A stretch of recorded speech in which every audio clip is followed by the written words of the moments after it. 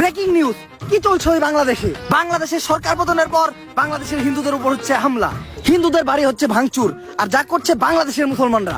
তাই আমাদের এগিয়ে আসতে হবে, আমাদের একজোট হতে হবে, একজোট হয়ে বাংলাদেশের হিন্দুদের পাশে দাঁড়াতে হবে, হিন্দুদেরকে মুসলমানদের হাত থেকে বাঁচাতে হবে। আর এই ধরনের গুজব ছড়াইয়া হিন্দু আর মুসলমানদের মাঝখানে একটা দাঙ্গা বাজিয়ে দিতে হবে। দোস্ত কি কয়, ওর তো মাথা মতো নষ্ট হয়ে গেছে।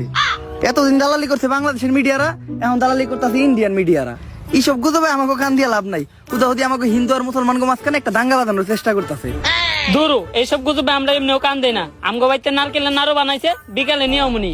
আচ্ছা নিয়ে আইস, তখন আরো গুলো আসলে অনেক মজা। আর আমাকে মসজিদ আজকে জিলাপি দিছে, তাহলে কি আমি জিলাপি নিয়ে আমুনি। ঠিক আছে, দুই বন্ধু মিলে একসাথে খামুনি।